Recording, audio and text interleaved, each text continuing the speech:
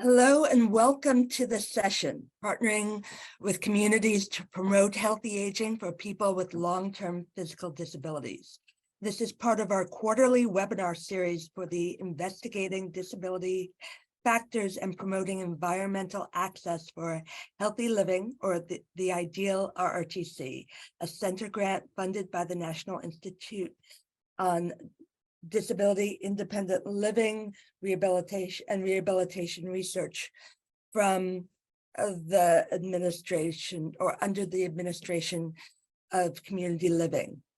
As many of our speakers are still working from home or hybrid situations, we ask that you forgive any unplanned participation from children, cats, or canine companions. Also, if for some reason you become disconnected or shut down unexpectedly, please just try and re-enter using the links provided. This webinar is being recorded and the video and transcript will be available in a few weeks. After the webinar, you will be sent an evaluation form. We ask that you complete it and provide us feedback, both about what we can do better as well as about future topics. Finally, as we go along, please put your questions in the Q&A section and we will work to address them as we come along. If it's more in depth, please note that and we'll try and put you on live to ask your question yourself.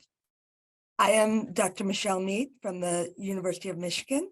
I am a middle-aged white female with short brown hair streaked with gray and glasses. I'm wearing a purple shirt with a black over jacket. I am going to be your moderator and one of the presenters for today's presentation. I'm also the director of the IDEAL RRTC, as well as the University of Michigan Center for Disability Health and Wellness. And I'm delighted to welcome you here today. So the mission of the IDEAL RRTC is to understand and enhance the healthy aging for people with long-term physical disabilities, especially those at risk of poorer outcomes because of a lack of resources, a severity of disability, location, or other circumstances. And we do this through our knowledge, our research, as well as knowledge translation and training activities. With this webinar, we'll be focusing on the Community Grants Program, one of the training and capacity building projects within our center grant. So you can see the key objectives of the grant are really to identify the environmental factors and begin to develop interventions to enhance healthy aging. A key part of this is recognizing that we can't do this from a single center or healthcare system. It requires a partnership with communities where people live and age. And that this is why I think this grant program is so excited and important. Once again, this is what we'll be discussing. Today, we have Ms. Elsis Wilson, the Chief Strategy Officer and co-founders of Community First, Ms. Carrie Gerdeman, the Director of Recreation and Health Services at Disability Network of Eastern Michigan, and Mr. Chris Sutton, a broadcast coordinator for LGBT Detroit. These are the among the community grant recipients, and they'll be telling us about their organization and the programs that they created. First, though, I want to go a little bit into why we had this and the primary goals. Once again, this community grants program was created to promote partnerships with the disability and community organizations, and particularly in racially and socioeconomically marginalized communities. We also really wanted to support the training and knowledge transfer, mutual training and knowledge enhancement that recognizes the unique needs, strengths, and concerns of the community. We realize that the center itself is located at a university and health system, but once again, we know that health needs to occur in where people live. We also know that too often research grants create knowledge, but then it disappears when the grant ends.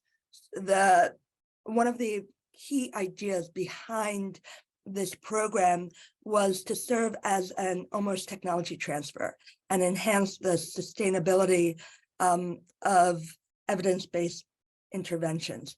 Finally, we realized that communities are the ones who often are developing their interventions tailored to the specific needs and concerns of the people they serve.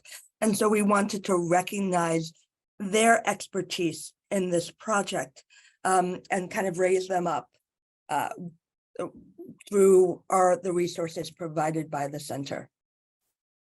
So the specific goals of the program was to develop, or rather the requirements and guidelines for the grant projects are to develop or provide a program, service, or intervention that is expected to improve the health and wellness of people aging with long-term physical activities or long-term physical disabilities within a geographical areas.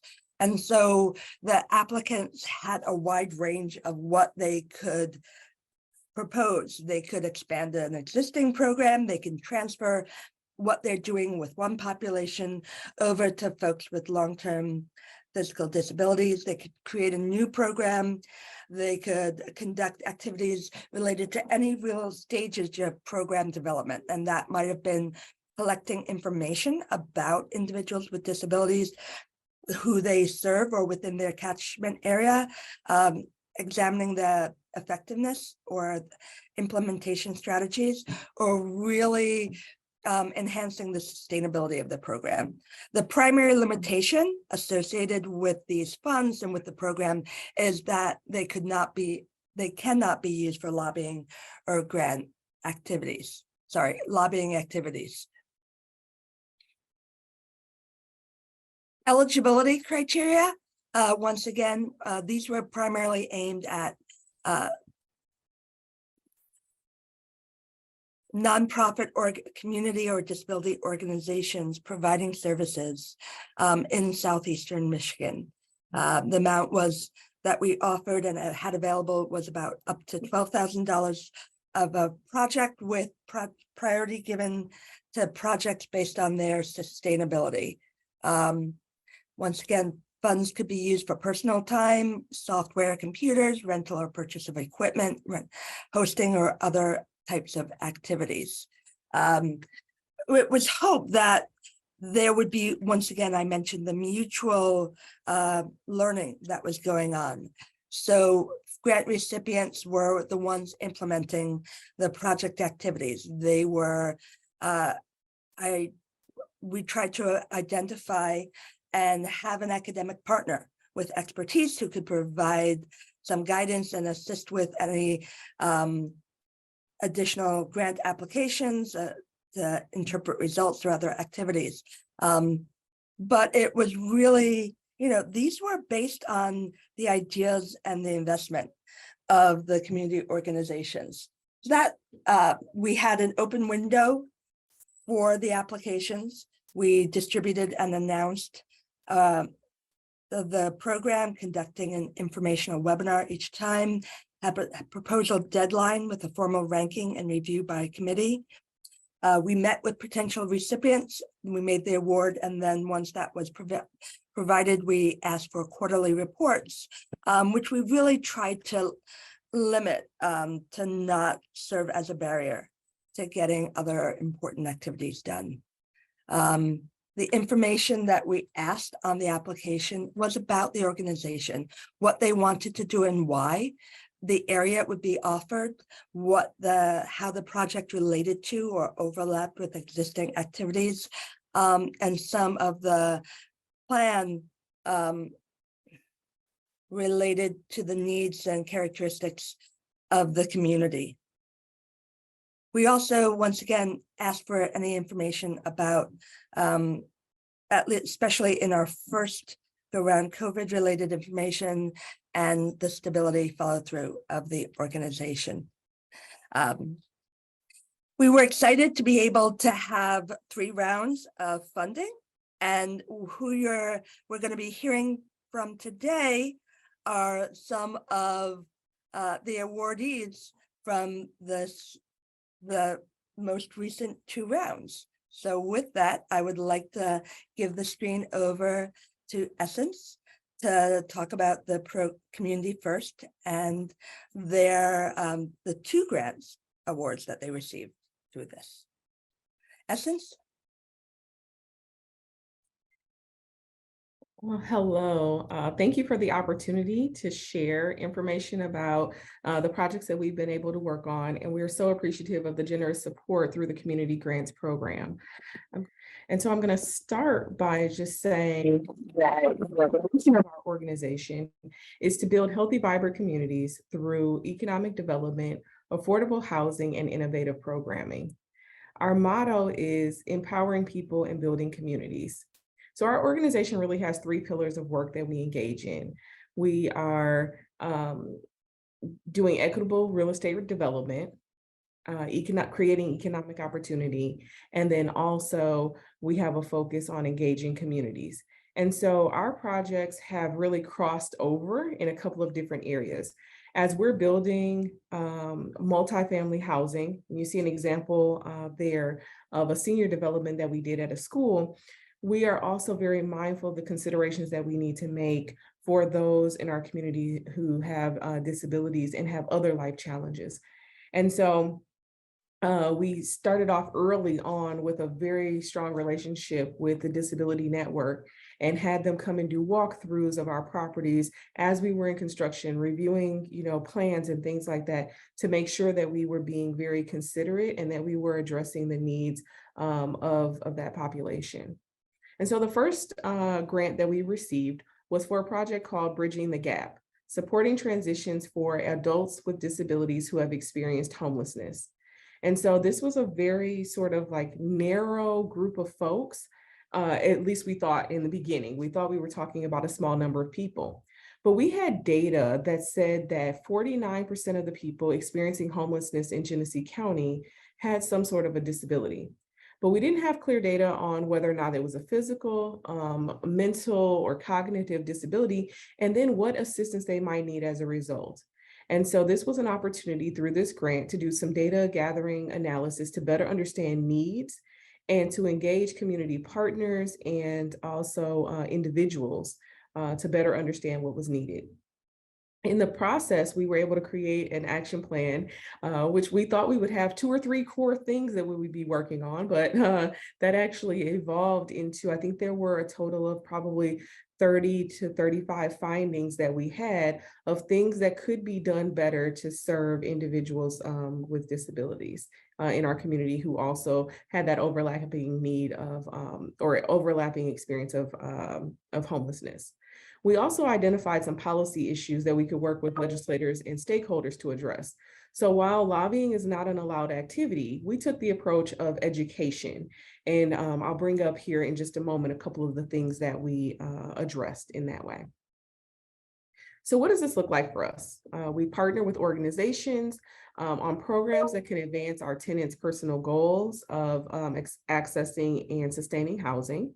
We offer programming focused on socialization, leadership skill development, health, self-advocacy, and financial education. We're also a little bit unique as a housing developer in that we employ community workers, including 1 social worker and 1 counselor. And we have an additional person who is not traditionally credentialed, but has life experience that has set her up to be a great asset. And these folks can travel where they're needed to support community members. We also deployed some surveys and focus groups to inform our policies and processes moving forward. So just a couple of things to point out, and there's a huge gap between the number of not just affordable housing units, but also accessible affordable housing and the number of people who need these accommodations. So one of the things that we've considered and pondered as this wouldn't be a legislative policy issue, but as a funding issue for the various entities that fund housing is what if we could restructure these minimum requirements for ADA compliant units to say those requirements need to be reflective of the needs of individual communities? And that could be potentially incentivized in a point structure on those applications. There are thinking about a human-centered approach. If someone is applying for the same type of housing, but there's multiple different locations, could we make it easier for them, instead of having to travel to each site to complete a separate application, that we could streamline that process so that they could submit one application, indicate multiple properties, so that they don't have to incur the challenge of being transported to more than one location.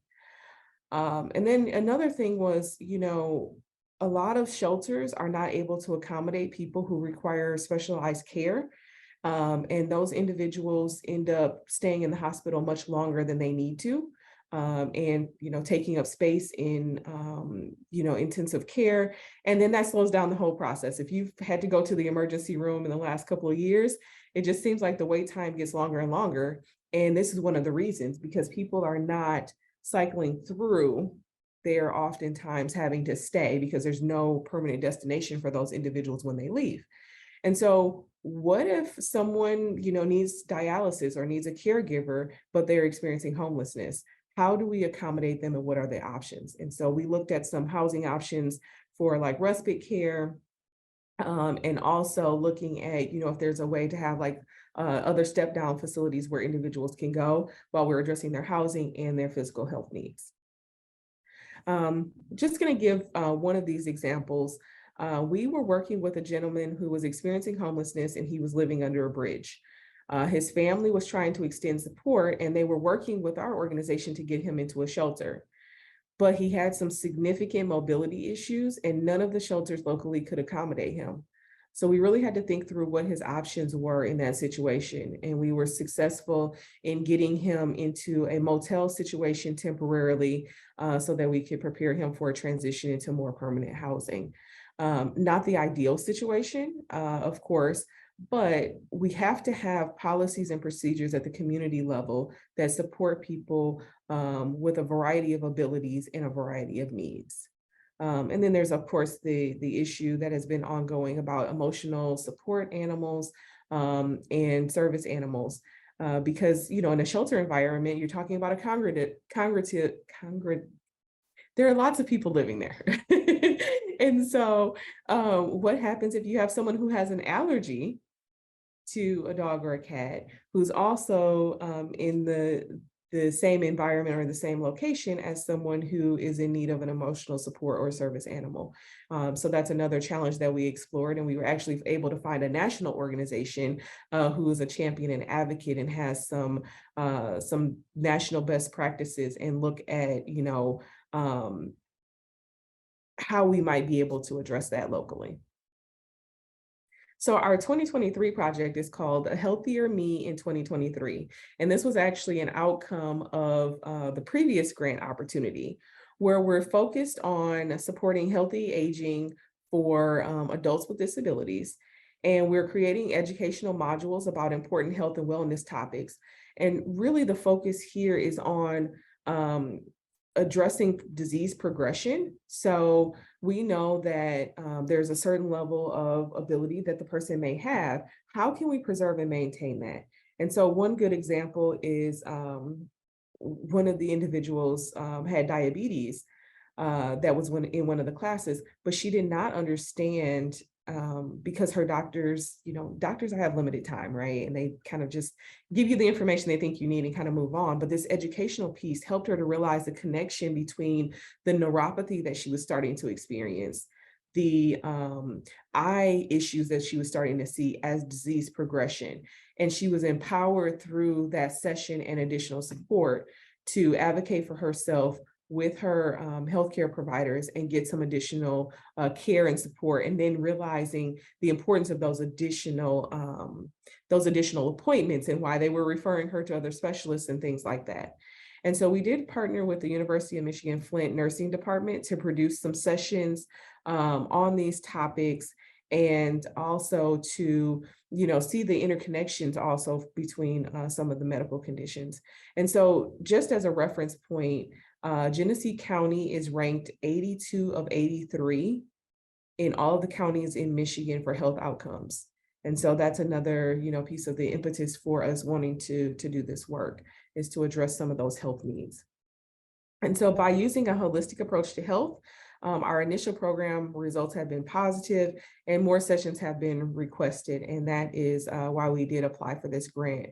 And so some of it is about specific diseases, some of it is about, specific medical conditions, long-term impacts, disease progression, and that advocacy piece has been really, really key. Teaching people how to ask good questions, how to find new providers if they're not satisfied with their care, and putting them in the driver's seat as it relates to their own health. And just another statistic in Flint, Michigan, nearly 20% of adults under 65 have a disability.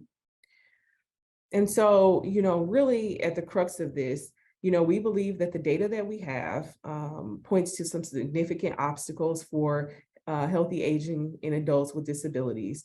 And also, we believe that improving community members' understanding of health and wellness topics and participation in the programming that we're providing will help them to address their long-term health outcomes and address some of the health disparities that we're seeing in our community.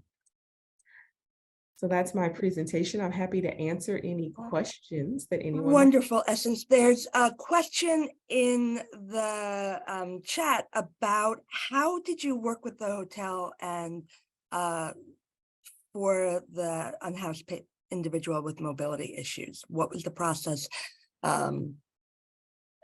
And what were they willing to do? Sure. So every community in Michigan is represented by something called a continuum of care.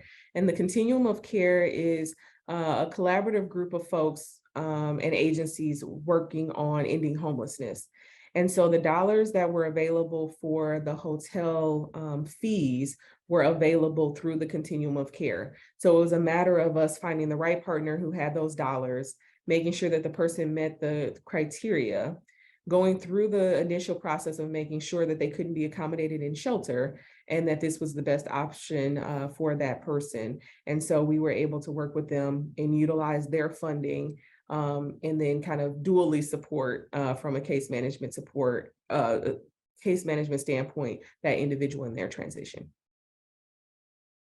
Was it hard to find a hotel willing to take this up, or do you have a list of those? So it was not difficult to find a hotel. Oftentimes it's the accessible unit that other people would prefer not to have. And so there was availability locally for sure for that. So those accommodations are typically not difficult to find. I mean, as long as we're not talking about a tremendous number of people, but we didn't have an issue with that. And the hotels were familiar already with the programming as well. Wonderful. I guess the other question I had was the first project was really trying to investigate disability broadly. What did you find about the different types of disability, and if people had multiple, and then what some of the key concerns were for your particular groups? So we found that there was a lot of overlap in terms of the types of disabilities that individuals were facing. I would say, mobility issues, arthritis,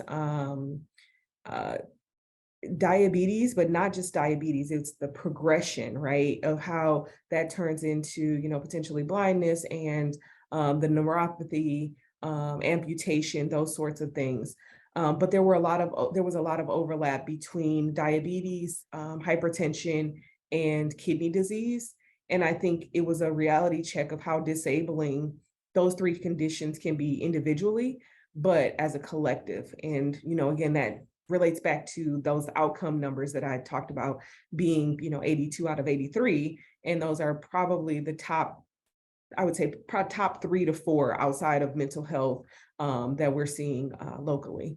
The findings in doing those focus groups and surveys were, I mean, kind of mind blowing. We're still working on it, right? Because we ended up with this, massive number of things that needed to be addressed. Some were low hanging fruit and easy. Others have been, a challenge as we're working with partners to help them change policies and procedures.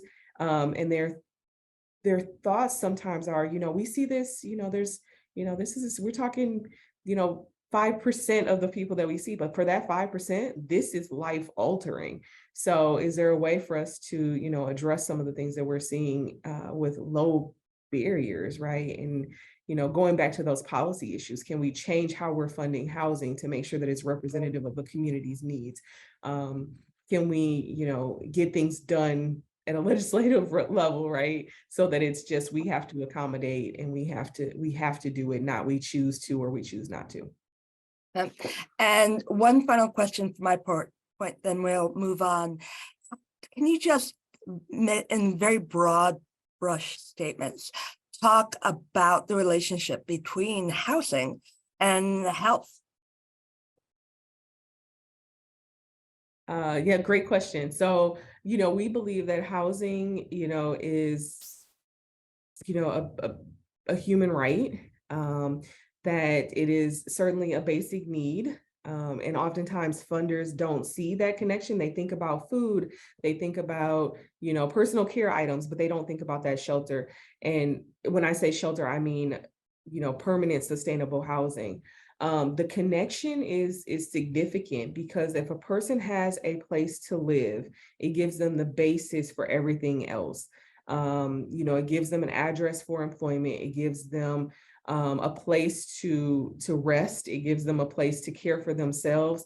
It protects their mental health. It has, obviously so many benefits, and that uncertainty and anxiety that people feel when they don't have a safe, sustainable, accessible place to live, it can be catastrophic. And so, we've been able to really lean in on that to get some change. And we're seeing in Michigan a lot of support and funding at the state level for housing. There's currently a statewide housing plan that exists that was recently released. I would encourage everyone to go to the Michigan State Housing Development Authority's website. There are regional housing planning groups that are meeting right now, and the folks that are listening need to be involved, because if you're not present, your voice doesn't get heard. There are considerations for accessibility, but we need more people that are present in those meetings that can help to shape and form those regional housing plans that will then dictate how funding flows through communities. And I'm happy to provide additional information on that if anybody wants to reach out or contact me. Wonderful. Thank you so much. And we'll see about if there are additional questions at the end. For now, we'll move on to Carrie Gerdeman, who is with Disability Network of Eastern Michigan. Can you tell us about your organization and how you've been using the grant?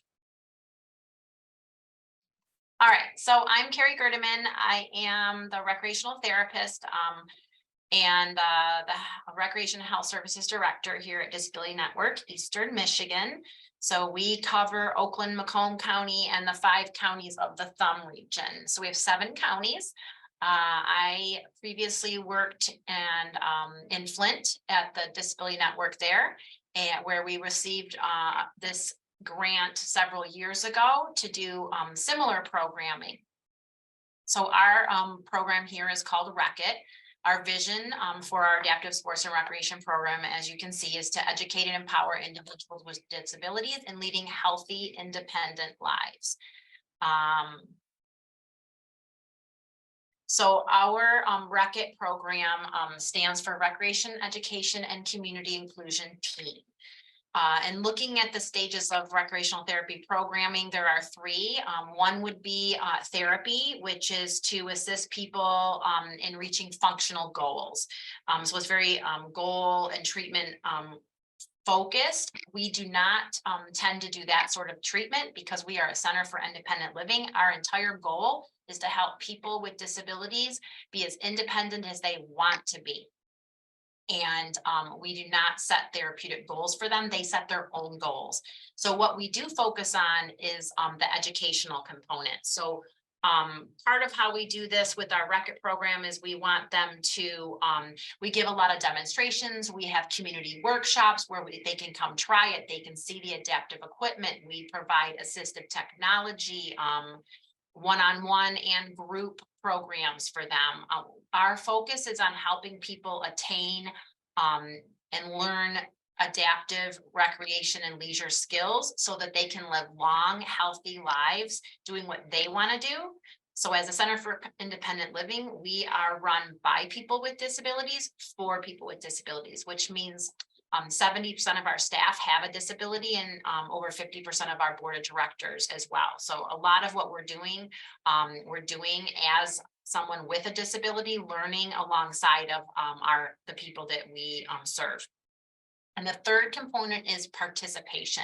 So we want to send people, want to teach them the skills, help their caregivers to understand or family members how that they can participate in a particular activity. And it could be any sort of sport like kayaking or tennis or basketball or art, and then send them out into their own communities to participate just like you or I would participate. We don't have a recreational therapist going with us when we go out to our own communities with our family and friends. And that's our goal for this program.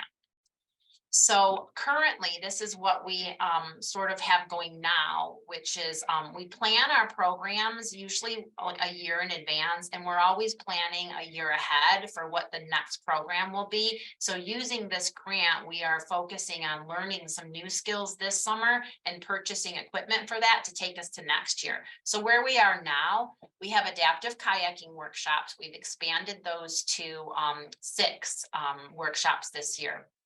Downhill skiing we did in the winter at Pine Knob. Disability Dirt Days, we partner with our local Oakland County Park and provide disability dirt, which is a ORV experience specifically for people with disabilities. And the drivers, most of the drivers of the ORVs have disabilities themselves. So it's also a great peer support. Diversibility days, we have 3 days. We've expanded. We have 3, potentially 4, one up in the thumb, which is I mentioned the skill attainment. We have it's a big day where they can come out and they can see the kayaking equipment. They can try adaptive hand cycles, trek bikes, archery, tennis, whatever partners we can find, e-bikes from MDRC, we have them all come so people can see what is available. We have adaptive yoga, and we have an adaptive yoga instructor on staff. Virtual game nights, which are trivia nights, and people can participate virtually. We have many inclusive art programs throughout our 7 counties. We have an adaptive cooking program in Fort Gratiot, and then in the winter I do a virtual one and introduce new types of adaptive cooking supplies each week. Rec-It Young Adult Nights, those are craft evenings that we run in multiple locations. Adaptive Golf is coming in 2023. So we partner with Michigan Amputee Golf Association, because if we pay them one day to come with their instructors who have disabilities, they bring all their equipment. We not only have someone come and lead our program for the day, but then we learn from them. And then afterwards, we're going to use our grant funds to purchase all the equipment we need to run it ourselves next year. So we have 2 adaptive golf workshops this summer. We have a new kiln, so we're providing pottery programs, which are great because anyone can do it with any sort of functioning level. We have a lot of different ways we can adapt that. 6 Weeks to Wellness program we ran in January and February, and that was a wellness program with weekly goals and programs, virtual and in person. And then finally, we added therapeutic drumming to our repertoire. So we've had quite a few people that come to that program, and we're hoping to expand that into maybe a little band actually and perform in the community. So these are some pictures. You can see adaptive kayaking, some of the equipment we have, and we've been able to expand that equipment with the help of this grant. So here's some expansion of our adaptive kayaking. We've ordered additional outriggers. You can see the one outrigger system. We had Henry Ford Hospital approach us. They have a stroke support group, and they brought their entire support group along with Channel 7 from the Detroit News, that Paula Tutman, whose father had a stroke. So she was there, which was really fun and exciting, but we only had one set of outriggers and everyone needed them because they all had weakness affecting one side. So we also have additional handholds, because again, anyone with a stroke or one-sided or both-sided weakness needs that. And then we have a paddle pivot on the bottom, which allows someone to paddle a kayak with one arm only. We also are expanding our adaptive bike program. We're hoping, well, we're not hoping, we're currently developing an equipment loan program so people can use our equipment if they want to go on family vacation, or they want to learn and they want to try it out to see if they want to make a large purchase of their own for an adaptive bike or hand cycle. Adaptive art, that program is expanding. Like I mentioned, it shows you a picture of the type of therapeutic drums that we have, but we also have non-drumming equipment that we can strap to people's hands if needed, so that everyone can participate in some sort of percussion instrument. I mentioned the equipment loan program. We have a beach chair already that was sitting here for several years and was not used, had the tags on it. So we're going to get that out to people, especially with people wanting to go on vacations with their families and utilize the Great Lakes. We purchased a couple of the Moby mats that are shown in the lower right corner of your screen, and that will allow people to get to the beach. You can have an accessible home, an Airbnb that you rented for your family on Lake Huron or Lake Michigan, but you can't get to the beach. And we had multiple people last summer call about that issue. So we want to help people be able to get out and enjoy time independently with their loved ones. What is next? I mentioned golf. We are going to be purchasing the golf equipment. We're going to be loaning out race chairs. So if someone wants to race with someone, they can use that chair to practice, to train, and to use for the race. Water skiing. We provide programming in Macomb County, which has access to Lake St. Clair as well as the entire Thumb. And I feel like people with disabilities want to water ski. They want to do that, especially people who are younger with a spinal cord injury. We're getting some requests. So we are learning. I signed up with my team to go out to Kentwood Parks and Recreation. They have recreational therapists on staff, and we are going to attend their volunteer training and help them with their program a couple times this summer. Again, just so we can learn, and we're learning from them for free then. And then we'll purchase the equipment in the fall, so we're prepared for next year. We already have boats lined up, people and staff who have boats. Archery is another thing I want to expand. We purchased a stick-it archery, so that is safe to do in metropolitan areas, but I'm planning to purchase some adaptive compound bows and targets for use in other areas, so that people can use that to learn a sport that they can do throughout their life. And I guess that's the end of it. I talk really fast, so I'm happy to answer any questions. Thank you, Carrie. How would you say that the adaptive sports and recreation impacts both physical and mental health? Oh, well, that's easy because that's what it means to be, for me, a recreational therapist. So, which I love. So that, you know, it's all related, right? We are whole people. So our physical body affects our mental and emotional well-being, and they have a direct correlation from one to the other. So while we, as a Center for Independent Living, service and provide supports for any age birth to death for any disability, I find that they often go together. The people with physical disabilities often have some mental health issues, often related to the fact that their lives have changed. We have a lot of trauma. We get a lot of requests for people that are newly disabled and they are done with treatment, right? Their treatment's over and they're so pumped up and excited for their treatment, and then they're discharged and they're like, wait a minute. They taught me how to eat and I know how to go to the bathroom, but that doesn't create a life for me. And so we have people that then come to us and we're like, oh, well, you used to like to rock climb. Why don't we rock climb then? And they're like, well, I'm in a wheelchair. Okay, that's okay. We can do that. And so that's the fun of doing what we do. Finding these people that have no idea that they're going to be able to do the things that they used to enjoy, and they can still do it. Wonderful. Thank you so much, Carrie. My pleasure. And last but not least, Chris, can you tell us about LGBT Detroit and your programming? Hello, everyone. My name is Chris Sutton. I am the broadcast coordinator at LGBT Detroit. I use he, him pronouns. So I want to give you just, first of all, a little rundown summary of LGBT Detroit.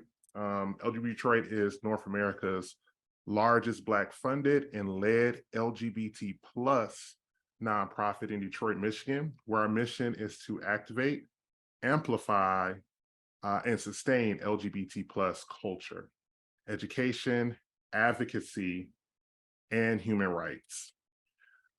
So kind of going into our Limitless program.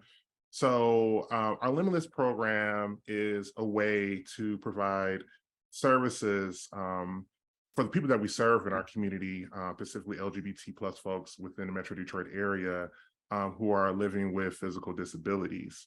The LGBT Detroit Limitless program addresses the unique needs and concerns of disabled and physically challenged LGBT plus persons living within Southeast Michigan.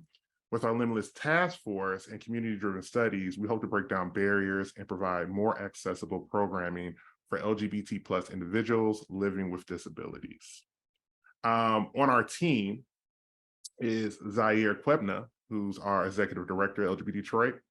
It also includes myself and Tiana Burden, who's our Assistant Project Manager.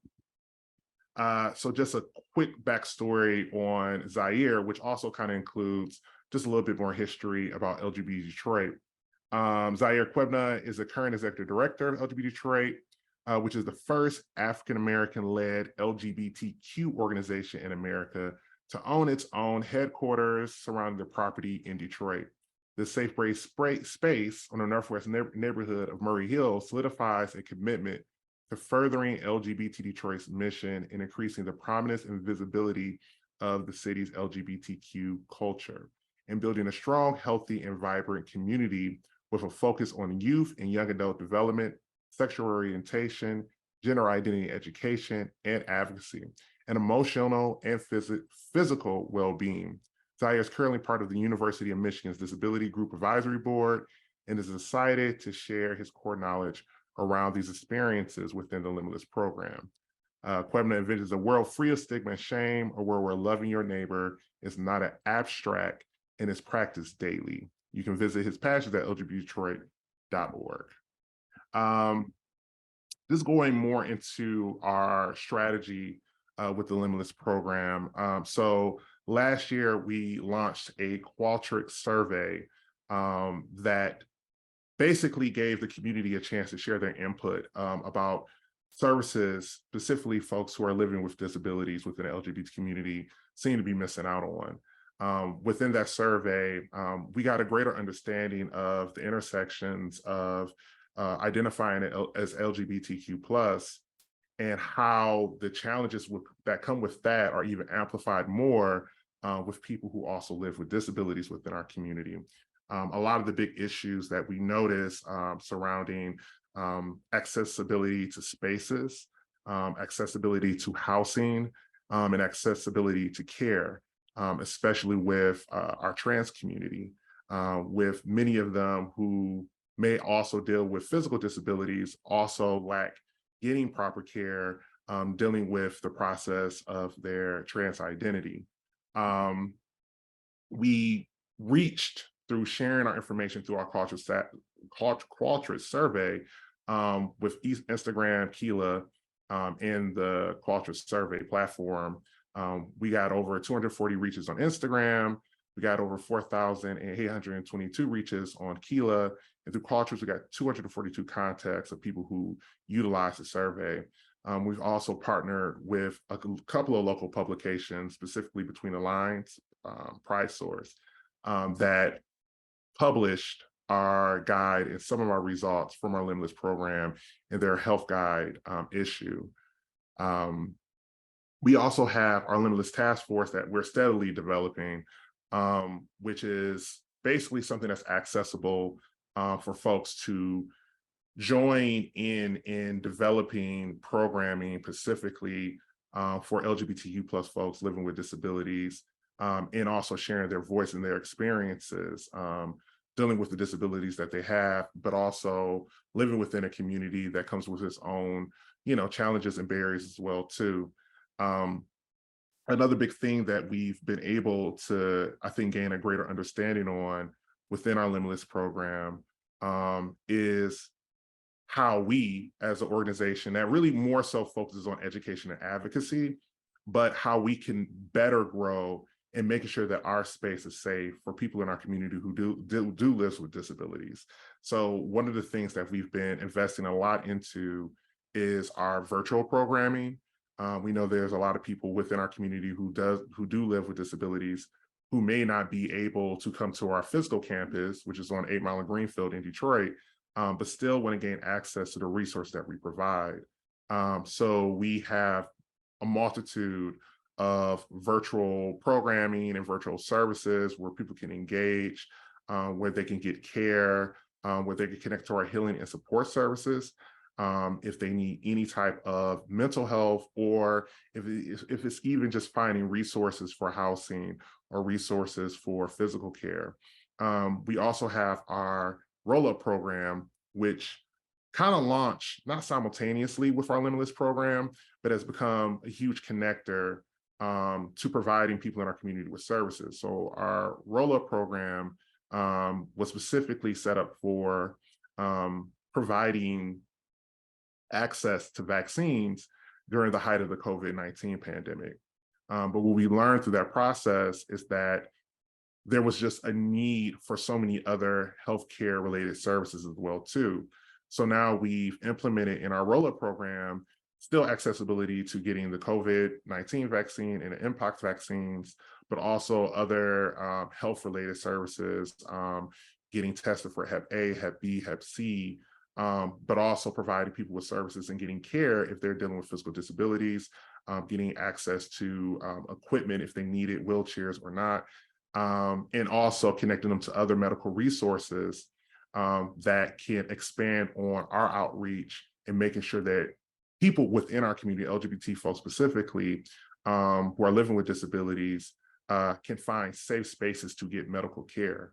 So we partner with Oakland County Health, and we've been working with them closely in kind of building a greater network, if you want to call it maybe even a resource book, and other medical facilities that have an understanding of how to serve people who identify as LGBTQ+, but also understanding how to serve these people who may also live with physical disabilities as well too. And I don't want to make sure I'm not, I still got a little bit of time. Yeah, I still got a little bit of time.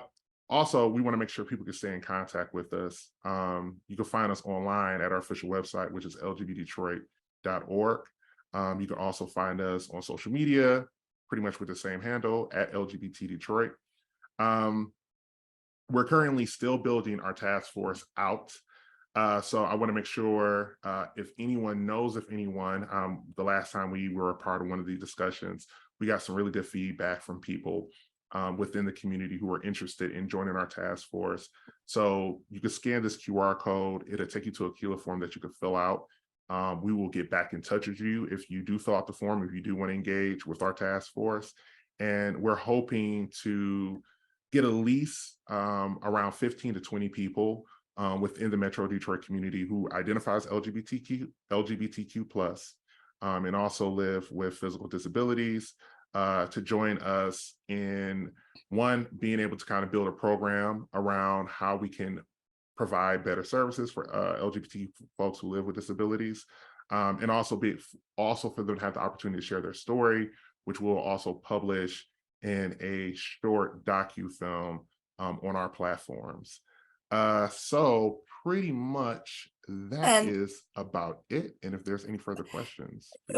And Chris, why do you think it was important to begin to ask people about their experiences with disability within your community? Yeah, so this is kind of like I got like a two-part response. So one of the big things about LGBT Detroit in the history of the organization is that we have a very deep investment in making sure that people are telling their stories from their lived experiences. Often at times within our community, especially when it comes to Black and brown folks within LGBT community, people who live with disabilities within the LGBT community, a lot of times they're pushed to the sidelines. And a lot of times people who aren't living those experiences are telling the stories of people who are not given an opportunity to tell their own stories. So throughout the history of the organization, we spent, and we continue to spend, a lot of effort in making sure that we could bring the people to the table who live these experiences, specifically in this case, people who are LGBTQ plus and live with disabilities, giving them the space, the room, the support for them to tell their stories, because not only, I think in the context of the authenticity part of it all, but I think a lot of times people who have not lived the experiences from these specific communities have assumptions of, you know, the wants and the needs of these people.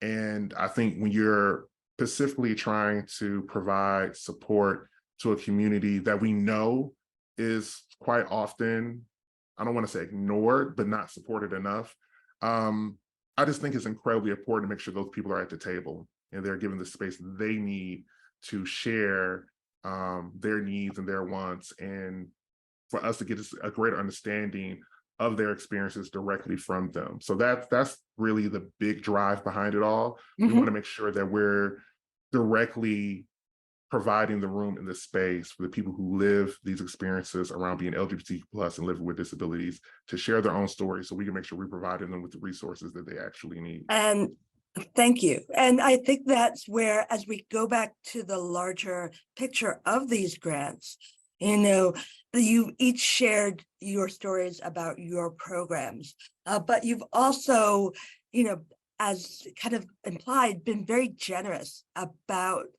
giving back your time and helping us understand your communities, your programs, and as you said, the lived experiences of why your approach, what you do is so important, and how it informs health and healthy aging for individuals with disabilities. I want to see if there are any other I know there were specific questions related to connections, but I guess, did you have any questions for each other? One of the things we found most exciting is just making sure that not only we're as a center, national center, connecting with your communities, but you're as community organizations that you're connecting and learning from one another. I have a question for Chris. Chris, are you specifically wanting people in Detroit only? Well, it's within Southeast Michigan, so it doesn't have to specifically be in Detroit. Specifically with our task force as well too. We understand that some folks who are local, some people who may not have the resources to actually come to our physical location, we're still building and developing ways to connect and work with them virtually as well too. So yeah, Southeast Michigan is kind of like our broader scope of the people that Okay. we're trying to get in the task force. We Yeah. have a staff person who fits what you're, the population that you're serving, and he would love. And has transportation, and a lot of, because we do Macomb and Oakland, Yeah. we butt right up to Detroit, and we have people that we provide adaptive rec to that live in Detroit. So I would like to get them hooked up with your That organization. sounds amazing. Definitely, definitely. Thank you. Fantastic. Any other questions or thoughts between organization? I guess then a question for me would be, how do you think universities and research centers in general can do better jobs about partnering with your organizations, communities, and supporting the activities that your stakeholders, your folks feel are important? Well, I would say that I think that you all are doing it really well. You've created fairly low barriers to accessing, funding, very reasonable in terms of like requirements, providing opportunities like this in terms of a platform to share about the work that we're doing. And then also the additional support. I've been on calls, and had access to webinars and information. And I can't recall the woman's name, but she runs the library for disability research.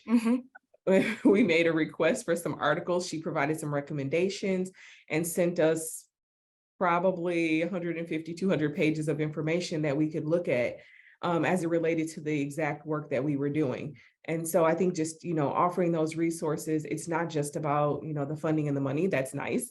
That's helpful. We all, as nonprofits can utilize that.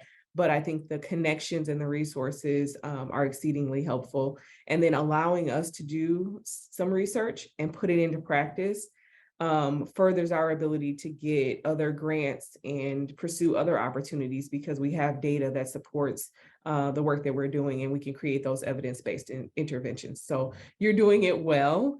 I would have to do some thinking about how you could do it better. Thank you. Other thoughts there? And I was already thinking that, okay, in future grants and programs, doing more practical support, whether with assistance with grant writing, the development of Qualtrics, the help with statistical analyses. I know we had talked about supporting your development of papers or manuscripts, and those are things I know we want to be able to provide in the future, because once again, you're showing what works for your folks on a regular basis. And we also want to make sure that gets out and that other people, programs learn from it and don't have to reinvent the wheel. So I just want to just kind of share, because I really agree with a lot of what Essence shared and kind of echo those same sentiments. So with a lot of the work that we do at LGBT Detroit, we partner with various different universities, various different educational institutions, and other nonprofits as well, specifically within the LGBT community. We also provide a lot of programming, and prior to the pandemic, but even since, well, technically we were still dealing with COVID now, but what we really I think committed a lot of energy to is bringing people who may not be as aware or may not be as in tune with the work that we all do here. Just, I could say regular folks from the community in rooms and in spaces where they can engage and connect with us, with people who do this work actively daily. Because I think a lot of times the barriers around the people that we're trying to serve in the community is that they sometimes feel a disconnect from the people who do the work. Sometimes they don't see themselves in it. Sometimes they feel like, oh, this is only a certain crowd or even a clique of people that won't really be able to relate to them. So we try to expand on that relatability by making sure that they're in the spaces with the people who do the work. And recently we just did a local tour discussing HIV criminalization laws in the state of Michigan. and we went to a bunch of different organizations within the Metro Detroit organization, in the Metro Detroit area.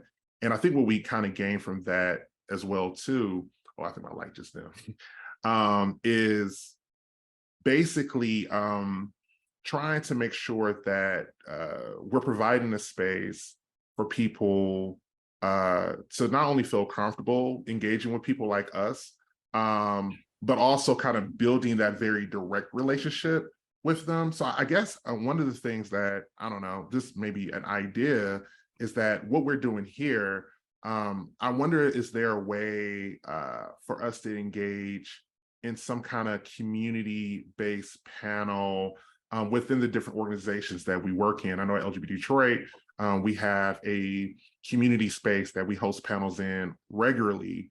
And I'm just thinking about maybe it's a way that we can maybe partner with you all and maybe have a panel discussion in person and virtually about how we're trying to provide services with people in the community who are dealing with physical disabilities. And I know it's been done, I'm sure, in various ways. I'm just thinking about specifically with the LGBT community and what we do at LGBT Detroit, how can we maybe better partner with some of the programs that we have to do more engagement work with the community directly, so they can kind of see what we're seeing or hearing or witnessing now. So that's just kind of like a couple of thoughts. And I love those ideas. And I don't know if Carrie or Essence had direct, thoughts about that. I know we're going to be closing down soon, but the idea of continuing to build collaborations and networks seems very important and valuable. I absolutely agree, because we provide, we do a lot with housing. I was just saying we need a housing specialist. So some of the stuff Essence is talking about, I'm like right there. And then also, how can we intersect programming, even learn from one another, grow the community of people helping people with disabilities. I love it. Wonderful. And I think just enhancing awareness and learning from one another's best practices, especially as it comes to influencing policies, promoting health and quality of life across the board. So I want to thank you all for your time here. Thank you to the folks who listened and were able to tune in. And if you have any questions that we did not get to, we will try and address those either individually or through a fact sheet on our website. Once again, we're very excited about the program. We're excited about the partnerships this has created and how it has helped us here at the University of Michigan and at the National NIDELR funded centers, really learn more about the communities who the research is supposed to impact, and hopefully create better translation and overall better outcomes. So thank you all for being a part of this, and have a great day. Bye-bye.